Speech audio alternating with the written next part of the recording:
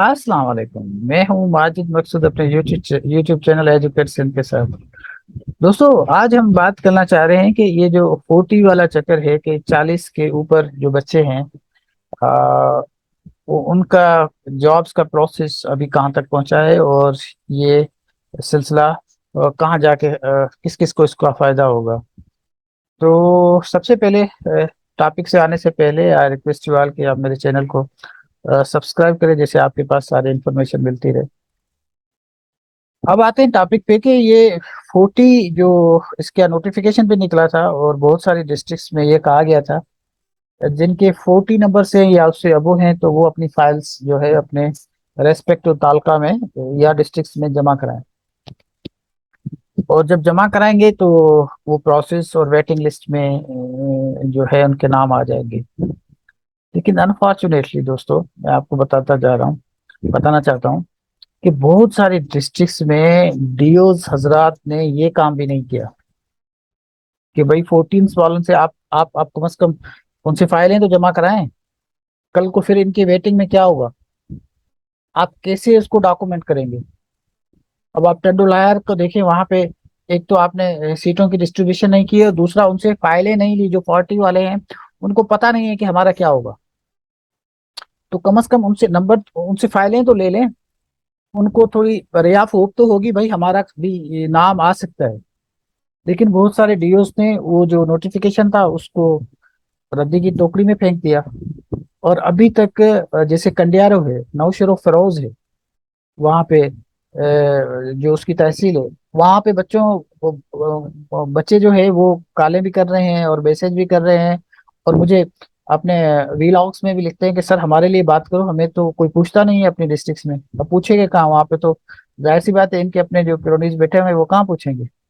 तो इस चीज को कोई भी नहीं देखता। ये डेली की जो मतलब है कि एक प्रोग्रेस होनी चाहिए, जो सेक्रेटरी से लेकर डीओ तक ये काम कहाँ पहुंचा है, इसकी प्रोग्रेस क्या है।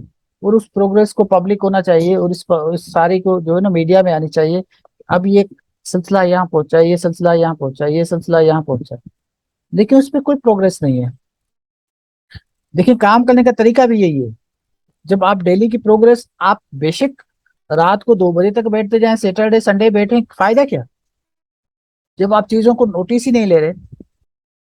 देखिए, वो कहते हैं कि we do the hard work. ये हार्ड वर्क क्या होता है यार? मैं तो अपने बच्चों को पढ़ाता हूँ, ये हार्ड हार्ड वर्क तो गधा ही करती है भाई।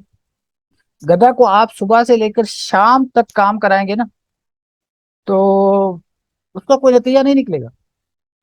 वही अपनी मट्टी वो उठाते रहे या कुछ करते रहे, लेकिन उसका कोई फायदा नहीं है। आपको स्मार्ट वर्क करना पड़ेगा। आप पहले देखें तो सही, आपके पास लूज पोल्स कहाँ है sir? I am requesting to honourable secretary साहब, मिनिस्टर साहब, मुझे पता है उसके उसकी तरजीहात का पता है हमें। उससे बात करना फजूल है। उसके इंटरेस्ट डिफरेंट है। तालीम से उसका कोई ताल्लुक नहीं है। तो I don't want to talk with him. मैं सेक्रेटरी साहब से बात करना चाहता हूँ। I would request you sir, आप please look into the things, specially वो काम जिसको डेली एक पुश की जरूरत होती है। भाई, कितने तालकों की आपने लिस्ट लगाई है? कितने तालकों में आपने फाइल्स लिए हैं? उसकी लिस्ट कहाँ है? कितने बच्चे जो है वो अभी तक आपने नहीं लिए? कितने बच्चों ने कांटेक्ट नहीं किया? तो ये सारा कुछ तो हो नहीं रहा। ये जो 2 साल के रहे, इसको 5 साल में भी इनकी जो जिस तरह ये ले रहे हैं, तो इनके पास फाइलें नहीं आएगी, और फिर इसकी स्क्रूटनी वो अलग है। ये डॉक्यूमेंट है, ये डॉक्यूमेंट नहीं है, ये है, वो ले आओ, ये लेकर आओ।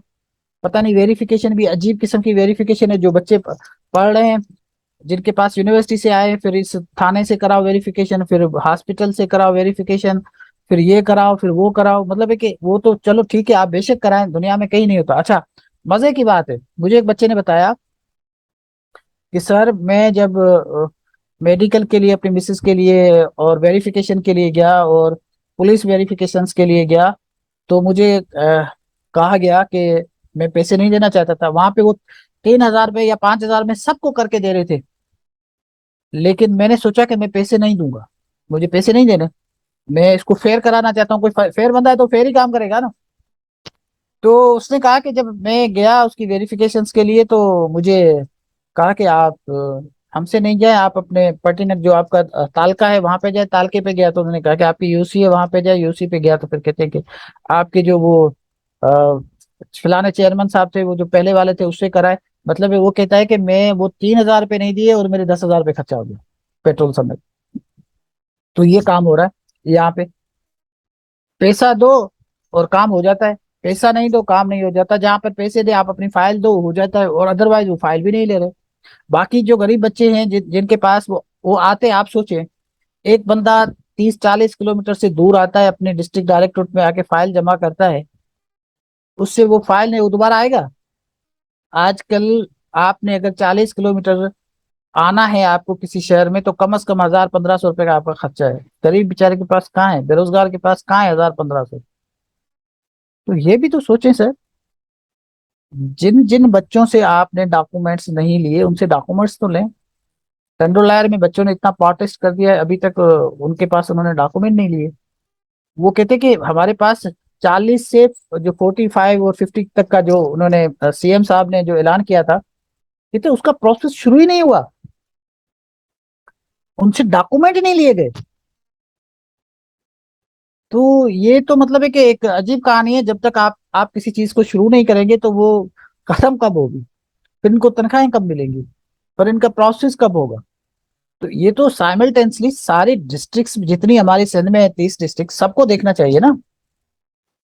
ये थोड़े है कि आप कराची को फोकस किए हुए हो। I would not, I mean, I would appreciate even अगर कराची में अच्छा काम हो रहा है, मुझे तो बड़ी खुशी होगी, क्योंकि I work Karachi and I love Karachi. Karachi में अगर अच्छा काम हो रहा है तो इंशाल्लाह फिर कभी चांस मिला तो कराची में काम करेंगे। लेकिन अगर कराची में कुछ लोग लिस्टें जल्दी आ जाती हैं तो ये अच्छी बात है, लेकिन बाकी डिस्ट्रिक्ट्स में नहीं आ रहे। आप प्रीमोर्स में जाए, नहीं आ रहे।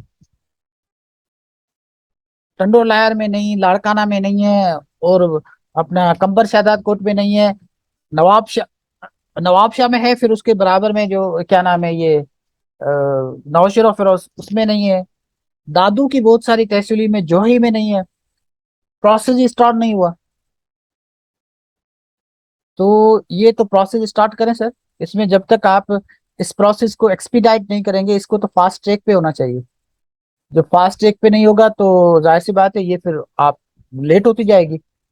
और यही तो सर है जो लेट की जो मेन सबब बनते हैं, जब आपके पास डॉक्यूमेंट्स नहीं होते, फिर इतनी कैपेसिटी नहीं होती। इतनी सारी डॉक्यूमेंट्स जब आ जाते हैं, इतनी उस डिस्ट्रिक्ट या तालका की ऑफिस में इतनी कैपेसिटी नहीं होती, उन सबको सॉर्ट आउट करें, उन सबको फिक्स करें, इश्यूज को देखें, वो कर नहीं सकते।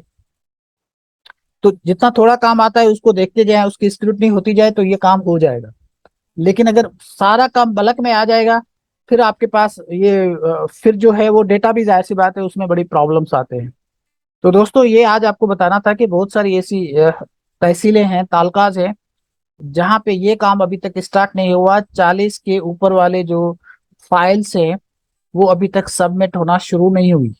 कुछ में हुई है लेकिन बहुत सारी तहसीलों में ये नहीं हुई। तो उसको जितना जल्दी हो सके ये अथॉरिटीज को बहुत जल्द करना चाहिए। Thank you.